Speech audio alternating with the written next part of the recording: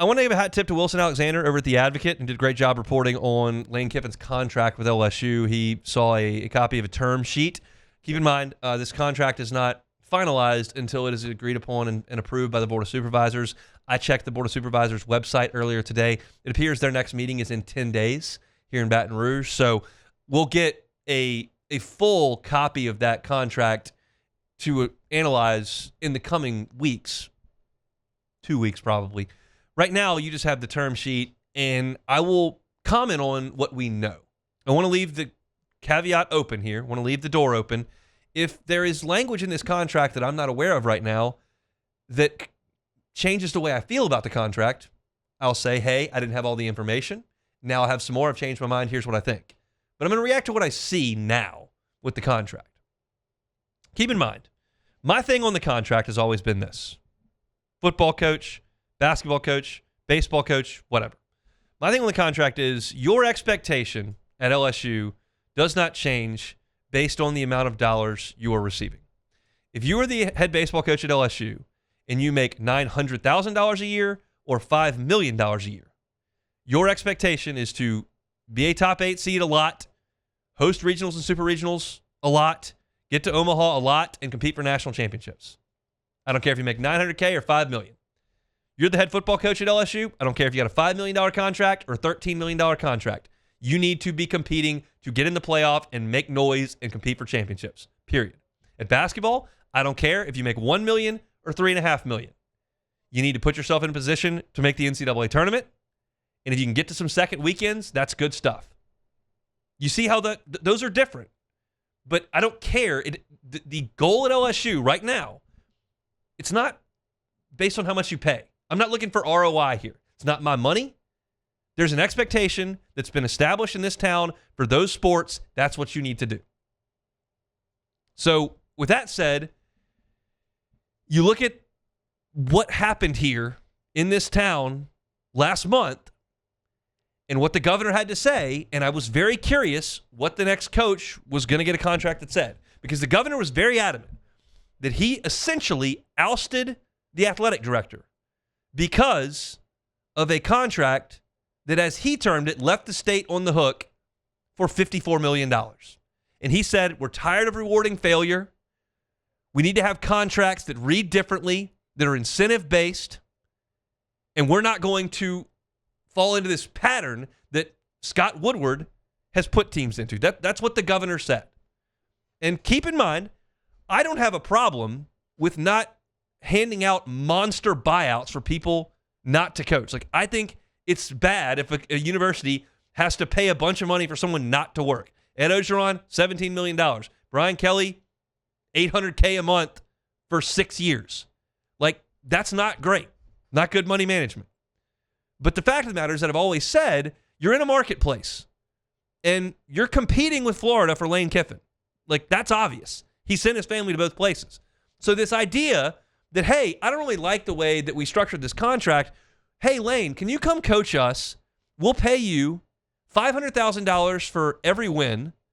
And if you win the SEC, we'll give you $3 million. If you win the national championship, we'll give you $5 million. Like, come coach for us. Meanwhile, Florida says, hey, we'll give you 7 years, $90 million, 90% buyout like everybody else. Come on. Like, you're going to lose. So it's a reasonable thing to say, I don't want to pay coaches not to work. I agree with that, what the governor said. But I don't agree that that's going to work every time because you're in a marketplace.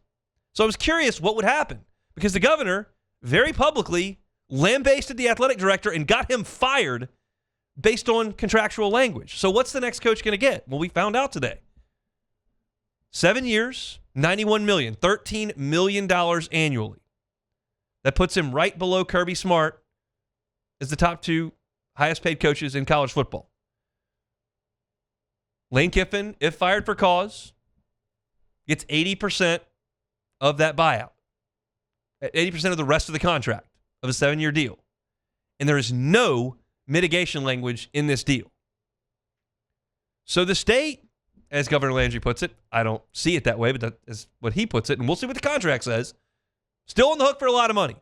Still went and paid $90+ million, more than Auburn paid, more than Arkansas paid, more than Ole Miss paid, more than Florida paid. You're still operating at the top of the sport, literally. And you still got a monster buyout in there. That if Lane Kiffin were to get fired in 3.5 years, like it's not $50 million, but it's 30. So if you want to tell me that $20 million is what makes this palatable, then again, it's not my money, so I don't care. I just don't see it that way. I see it as a pretty significant buyout as well. And so it all goes back to the fact that this whole thing that went on in early November didn't sit well with me, and I found it extremely disingenuous. But you got the coach you wanted. And as I said to start the show, as I said back at the beginning of November, and as I'll say now, this is a results thing. It's not a process thing. And I'm not the one that's paying Brian Kelly $54 million, and I'm not the one that paid Orgeron $17 million, and I'm not the one that's on the hook for Lane Kiffin's deal. And if there are boosters who feel a certain way about those contracts, then they absolutely have it within their right to express displeasure and to manipulate the stakes. But as far as where I'm sitting, Joe Fan, where most of you are sitting, Joe Fan, I don't care what the coach makes. If you have the money, go get the best coach. And guess what? LSU's got the money. In December, LSU will cut checks to Ed Orgeron, to Brian Kelly, and to Lane Kiffin. It's the last Orgeron check, so it only happens once. But you're going to pay 3 coaches this month. And if you have the money, I'm not going to complain about it. But this notion that the governor had it nailed and that we're going to have to change the way contracts are written, I think that was disingenuous. And I think that the proof is here. Now, again, to repeat myself, if you think that difference in $20 million is the threshold with which you are comfortable with this contract and the other one was unacceptable, then that's your opinion. And again, it's not my money, so you're free to have that opinion. Just to me, this deal where we're just going to put a bunch of incentives in it and pay a low base salary with no exposure to the school if things don't go well, that just never was going to work in a marketplace. Like, yeah, you could go hire somebody. You could go get the head coach, whoever's coaching Northwestern State, say, hey, man, you want this gig for $2 million a year, no buyout? He'd probably take it. But that's not you're hiring. You're going to get the number one coach in the coaching carousel. You got to pay up, and LSU did. And once again, LSU needed the money to buy out Ed Orgeron. They did it. They needed the money to pay Brian Kelly, and they did it. They needed the money to buy Brian Kelly's coaching staff out, and they did it on the defensive side. They needed the money to hire a new defensive staff. They did. They needed to find the money to buy Brian Kelly out, and they did. And they needed the money to outbid Florida for Lane Kiffin, and they did. And oh, by the way, they needed the number one portal class last year, and they got it. I'm just not here to cry poor about LSU football and its booster base and its ability to do things at the top of the sport. I'm not here to cry poor. We can sit there and say you'll never keep up with A&M, you'll never keep up with Texas, you'll never keep up with Ohio State financially. This is not on the scoreboard. This is financially. And maybe that's true.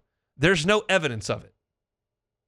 The evidence suggests LSU can go get players. The evidence suggests LSU can go get coaches. The evidence suggests LSU can buy coaches out. The evidence suggests that they can build facilities. The evidence suggests LSU can keep up financially. Now, it's Lane Kiffin's job with his new paycheck to go out there and keep up on the scoreboard. And Brian Kelly didn't do enough of that. And Ed Orgeron, after 19, didn't do enough of that. And because they didn't do enough of it on the scoreboard, LSU found the money to move on. And that until that's proven otherwise, that's what I'm going to work off of.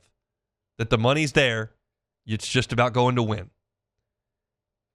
And now, despite whatever process, whatever contract negotiation, any of that, you've got an athletic director, you've got a football coach, you've got a direction. There's a lot of optimism here. I think it's going to be an exciting time for LSU football. And I think Lane Kiffin's going to win a lot of games at LSU. I think he's going to win a lot of games at LSU. Because when you start to look at these offensive numbers and you start to think about the talent that comes through those turnstiles, comes out of that tunnel, it's an exciting deal for LSU football. Lane Kiffin will meet with the media 1 hour from right now. Hey, thanks for watching Hunt on LSU. Before you get out of here, do us a couple of favors.